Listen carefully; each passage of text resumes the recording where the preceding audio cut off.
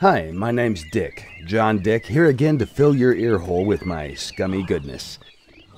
In this video development blog, we'll talk about climbing and vaulting. For those of you who still don't know, SCUM is an open-world survival game set in the near future with a realistic approach to gameplay. To be honest with you, we never considered mentioning vaulting and climbing as features, but since some other games advertise them as their main feature, we decided to at least explain how they'll work in SCUM.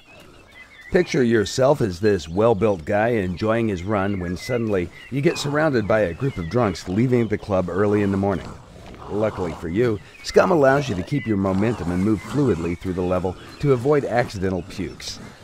But before we get into the details, we have to go back in time to explain how everything started. God, I love this part. Before we even started working on SCUM, we tried many different survival games to experience the best and the worst that they can offer to players. One of them had this particular problem with basic things like doors. In this section, we've recreated a scenario that happened to us in that particular game on more than one occasion. Also, things could get a lot worse if someone was chasing you because these damn doors would stop you or push you aside most of the time, resulting in frustration and sometimes even death. So we decided the doors will have to open in a way to allow player movement to be fluid. This might be a small thing, but in combination with vaulting and climbing, it turned out to be a great feature. In some occasions, the best features in games are those that you don't notice when they happen. The idea is to keep the player concentrating on important stuff and to reduce the amount of frustration when performing repetitive, simple tasks. Now let's talk about vaulting and climbing. Here you have two very old pals, Stan on the left and Oliver on the right. They have different body attributes and different skills because, after all, they're different and unique people. In SCUM, all characters are unique and all their attributes and knowledge can be changed in the game, as they are subject to change in real life. Notice that not only they are moving at different paces, their vaulting and climbing speeds are also different.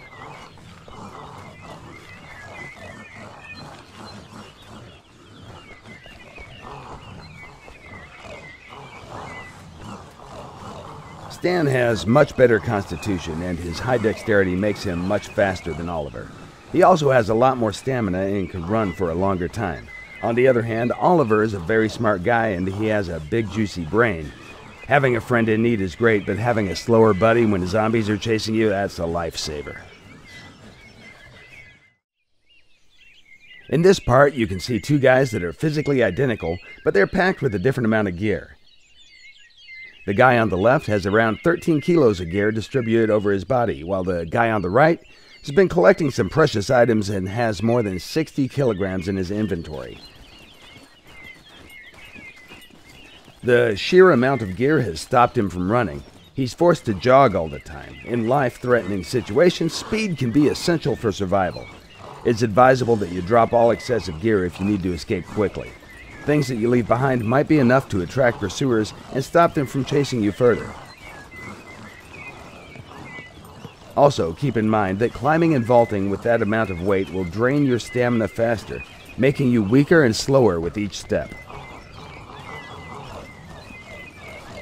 From all you've seen so far, it's clear that you don't have to go around obstacles like in some survival games, searching for broken fences or doors to go through. We made vaulting and climbing in order to allow players to move continuously through the level, but we also made them in a way that your character's abilities and gear will influence them all the time.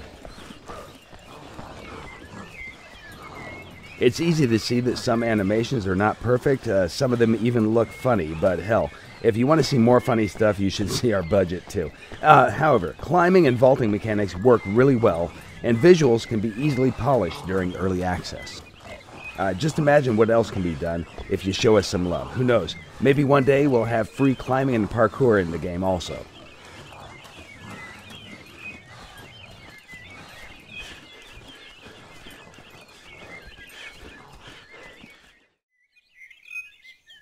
More or less, that was everything we wanted to show you about vaulting and climbing. As we've said before, it's nothing special. It's just a feature that'll keep you focused on the gameplay instead of going crazy trying to get through a door. Furthermore, there are a lot of questions about the release date and if there will be a testing phase or not. The game has entered the first closed pre-alpha testing phase. We have a squad of badass U.S. Marines testing the game as we speak. Thank you for watching, and be sure to follow us on Facebook, Twitter, and our development blog at www.scumgame.com to find out more about things that will follow the first testing phase. Hoo-ah!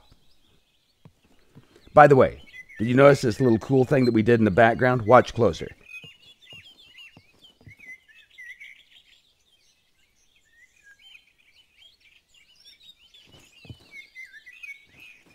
When the player is in third-person perspective and is standing behind an obstacle that obstructs his character's vision, all the things in the background are blurred out. We use depth of field to reduce the advantage of third-person perspective over first-person perspective. The best thing is that it wasn't entirely our idea. It actually came from the Steam community pages, and we thought it would be great to have it in the game. It still has to be tested though, but how cool is that? The game hasn't even been released yet, and we've already implemented some features requested by our community. That's you. Love you guys. You're great. Until next time, dick out for SCUM.